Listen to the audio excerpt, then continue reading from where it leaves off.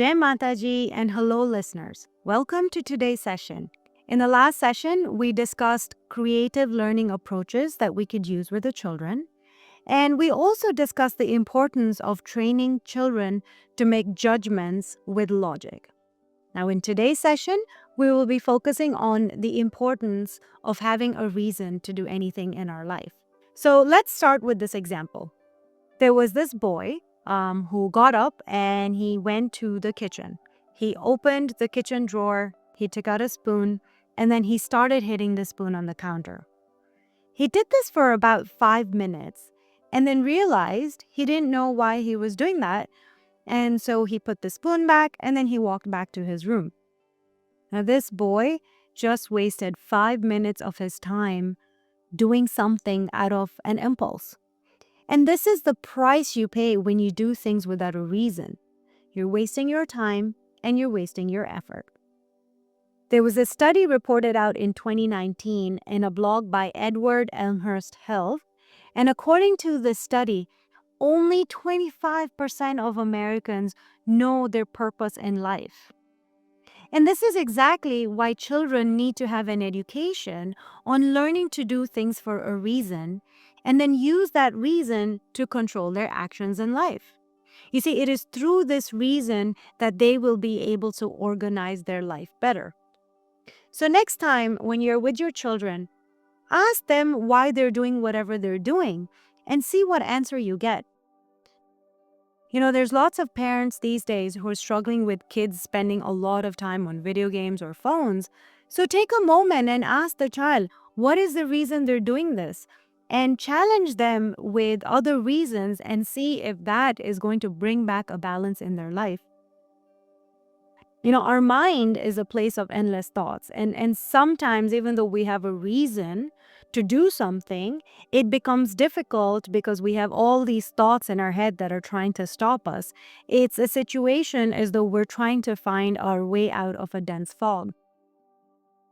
So if we really want to achieve what we want to achieve, then that means we just have to put the effort.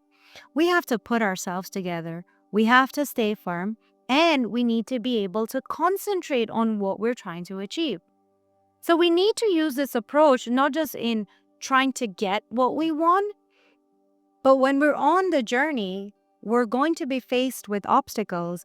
And so this is the same approach we need to use when trying to face or solve problems to the obstacles. In my life, I've seen many people who will complain about nonstop family drama they have.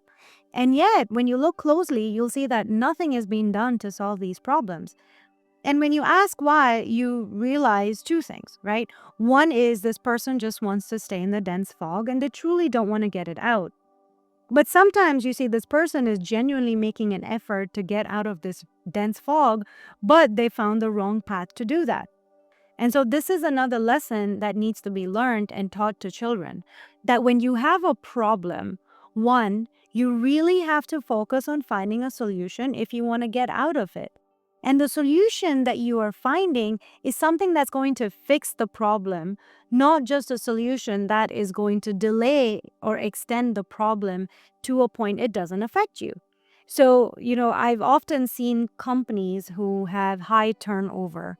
And I remember the story of one company where to address the turnover, all the managers met.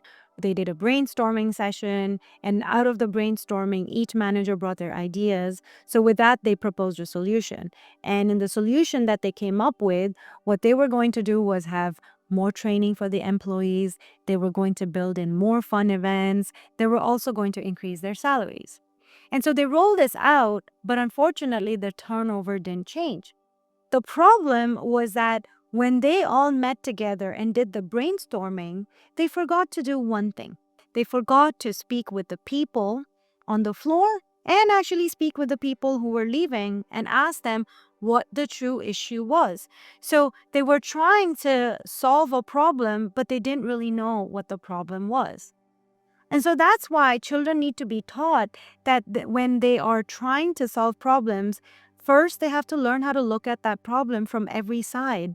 And then two, they have to have an intent to find a solution Please expose your children to different situations. You can start with situations that you have experienced. You can start with situations from other people's lives and then take them through the problem solving approach where you teach them how to focus on the facts, you teach them how to focus on the cause, you teach them how to focus on the effect and identifying what's a cause and what's an effect. And then you teach them how to identify a solution that is true and not a solution that is biased because they just want to be right. With that, we're at the end of today's session. Just a reminder from what we discussed today.